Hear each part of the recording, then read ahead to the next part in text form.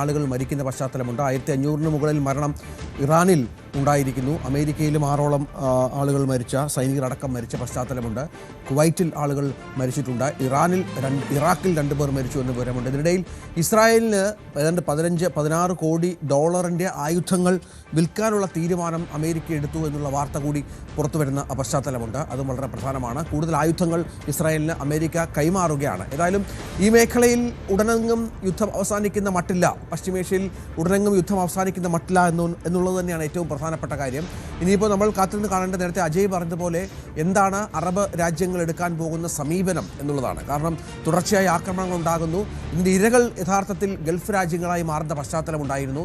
അമേരിക്കയെ നേരിട്ട് ആക്രമിക്കാൻ സാധിക്കാത്ത ഇറാൻ ഇപ്പോൾ അവരുടെ ബേസുകൾ പല അറബ് രാജ്യങ്ങളിലുമുണ്ട്. അവിടെ അത്തരത്തിലുള്ള ആക്രമണം നടത്തുന്നത് ചില്ലറയൊന്നുമല്ല അവരെ ചൊടിപ്പിക്കുന്നത്. ഇതുമായി ബന്ധപ്പെട്ട് എന്ത് നീക്കം ഉണ്ടാകുമെന്നുള്ളത് കാത്തിരുന്ന് കാണേണ്ടി വരും. അപ്പം അജയ്, ഈ ടെഹ്റാനിൽ വലിയ തോതിലുള്ള സ്ഫോടനങ്ങൾ ഇന്നലെ രാത്രി മുഴുവൻ രേഖപ്പെടുത്തുന്ന വിഷയമുണ്ട്. ടെഹ്റാൻ അല്ലാതെ ഇറാൻ്റെ മറ്റ് മേഖലകളിലേക്ക് കൂടി ആക്രമണങ്ങൾ വ്യാപിച്ചിട്ടുണ്ടോ? അത്തരം വിവരങ്ങൾ ലഭ്യമാകുന്നുണ്ടോ? ഇറാൻ്റെ മധ്യമേഖലയിലും പിന്നെ പടിഞ്ഞാറൻ മേഖലകളിലും പിന്നെ തെക്കൻ മേഖലകളിലും ആക്രമണം നിലവിലുണ്ട്. ഇന്നലെ മധ്യമേഖലയിൽ നടന്നിട്ടുള്ള ആക്രമണത്തിൽ 6ലധികം പേർ കൊല്ലപ്പെട്ടതായിട്ട് നമുക്ക് വിവരം ലഭിച്ചിരുന്നു.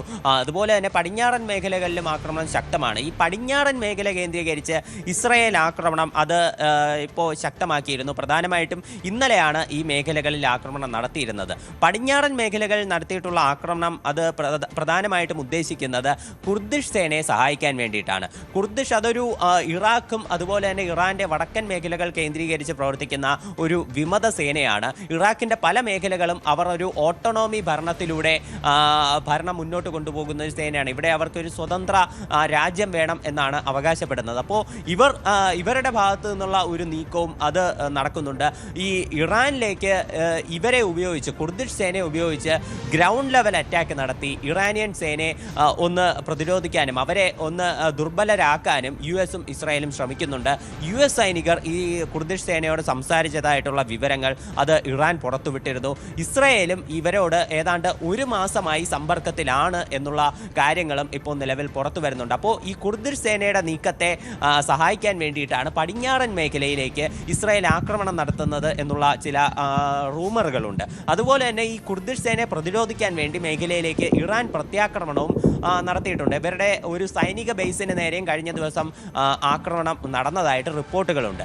അതേസമയം ട്രംപ് സൂചിപ്പിക്കുന്ന ഒരു കാര്യമെന്ന് പറയുന്നത് ഇറാന് ഇനി അവരുടെ ഇപ്പോൾ നിലവിലുള്ള ഭരണകൂടത്തിലെ ഒരു നേതാവും ജീവനോടെ ഇരിക്കാൻ പാടില്ല, അവരുടെ സൈന്യം അത് പൂർണ്ണമായി നശിക്കണം.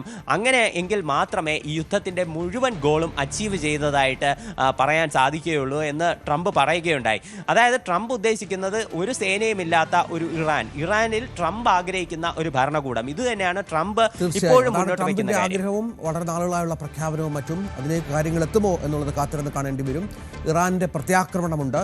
പല അപ്രതീക്ഷിത മേഖലകളിലും അത്തരത്തിലുള്ള ആക്രമണം നടക്കുന്നുമുണ്ട്. താരം UAE-യിൽ ഭക്ഷ്യസുരക്ഷ ഉറപ്പാക്കുന്നതിന്റെ ഭാഗമായി ലുലു സ്റ്റോറുകളിലേക്ക് 80 ടൺ പഴം, പച്ചക്കറി ഉൽപ്പന്നങ്ങളുമായി ഇത്തിഹാദ് വിമാനം അബുദാബിയിലെത്തി. വരും ദിവസങ്ങളിലും ചരക്ക് വിമാനങ്ങളിൽ അവശ്യ വസ്തുക്കൾ എത്തിക്കുമെന്ന് ലുലു ഗ്രൂപ്പ് വ്യക്തമാക്കി. ഇന്ത്യക്ക് പുറമെ മെൽബൺ അടക്കം ലോകത്തെ പ്രധാന സ്ഥലങ്ങളിലെ സംഭരണ കേന്ദ്രങ്ങൾ വഴി മികച്ച ഉൽപ്പന്നങ്ങൾ UAE-യിൽ എത്തിക്കുന്നുണ്ട്. UAE-യിലെ പ്രവാസികൾ ഉൾപ്പെടെയുള്ളവർക്ക് യാതൊരു തടസ്സവുമില്ലാതെ പഴം, പച്ചക്കറി, മറ്റ് അവശ്യ വസ്തുക്കൾ ഉറപ്പാക്കുന്നതിന്റെ ഭാഗമായാണ് ഈ നീക്കമെന്ന് Lulu group chairman MA Yusuf Ali വ്യക്തമാക്കി. കൂടുതൽ വാർത്തകൾക്ക് News 18 Keralam YouTube channel subscribe ചെയ്യുക.